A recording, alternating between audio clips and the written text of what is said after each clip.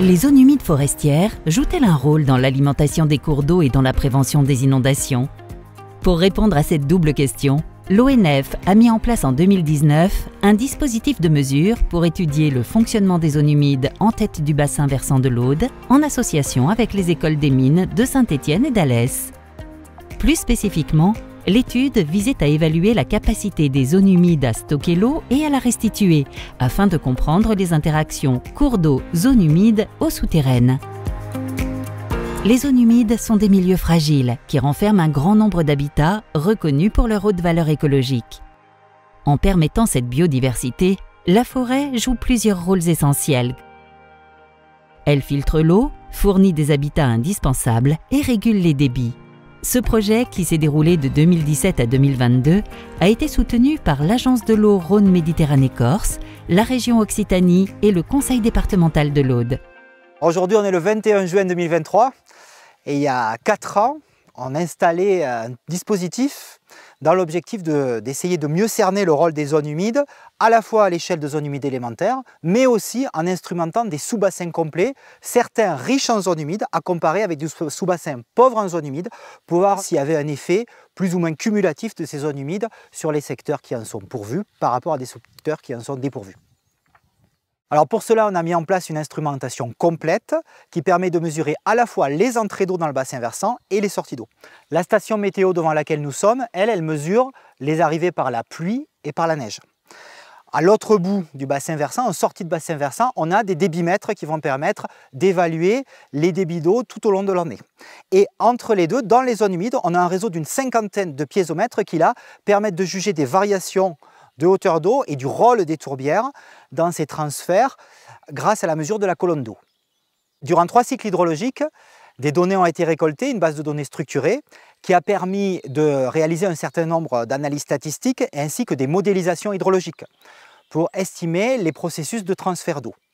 Ça permet de dégager déjà des premières tendances à l'issue de ces 3 cycles.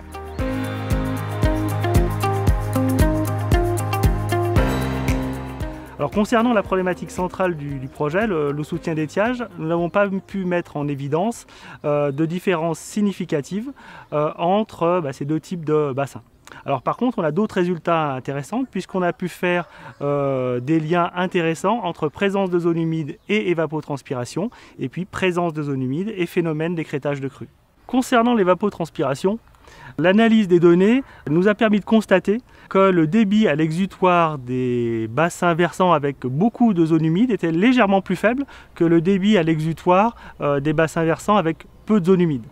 Alors l'hypothèse qu'on fait, c'est que dans des milieux avec beaucoup de zones humides, l'évaporation est plus importante, ce qui va limiter le débit à la sortie. Alors ça peut paraître désavantageux, mais l'évapotranspiration présente l'avantage d'humidifier l'air et de rendre les conditions propices à des phénomènes pluvieux ou à des phénomènes orageux sur l'ensemble du massif. Donc ce qu'on peut dire au final, c'est que la présence de zones humides va favoriser la pluviométrie sur le bassin versant à l'échelle du massif entier.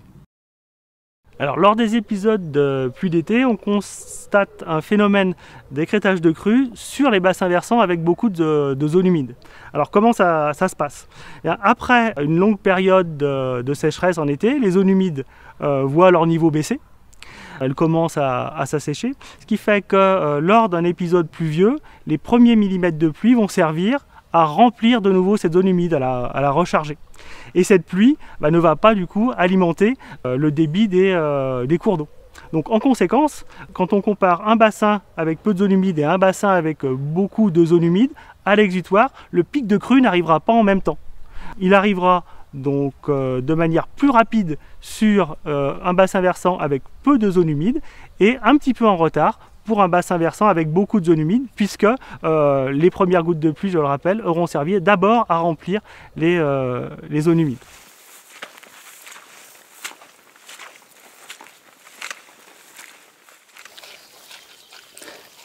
Donc là, on voit bien que le milieu est engorgé, hein, on voit les sphènes qui ont cette capacité de rétention d'eau, et ça c'est intéressant parce que ça témoigne du fait que déjà la tourbière est en eau et qu'elle a cette capacité de rétention qu'on va essayer de favoriser.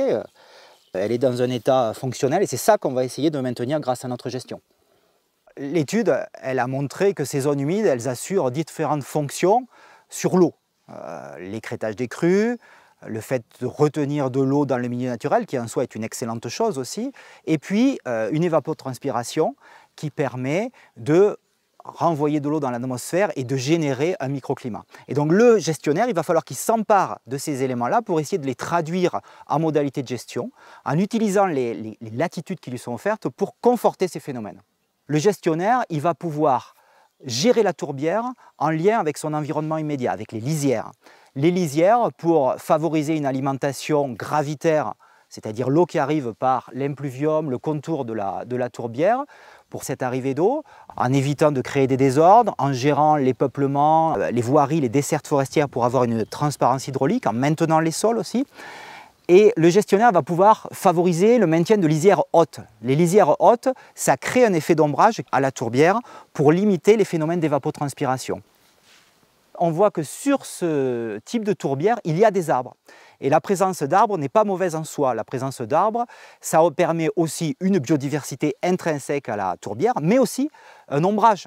Vous voyez là que à certaines heures de la journée, les arbres ils vont procurer de l'ombre, et ça c'est très bien aussi pour limiter l'évapotranspiration et contenir en quelque sorte les phénomènes avec ce milieu qui sera d'autant plus confiné.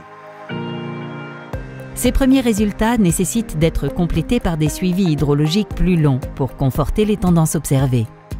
Il serait aussi intéressant de mieux appréhender la circulation des eaux souterraines, ces tourbières de pente étant vraisemblablement alimentées par endroits par la nappe d'eau. Il conviendrait également de mesurer à une échelle plus vaste l'influence de la forêt et des zones humides sur le microclimat de ce massif montagneux, notamment sur la fréquence des orages. L'humidité de l'air que les zones humides et la forêt entretiennent en tête de bassin est un élément favorable à la récurrence des pluies, qui sont un processus indispensable face au contexte de changement climatique et de hausse des températures globales.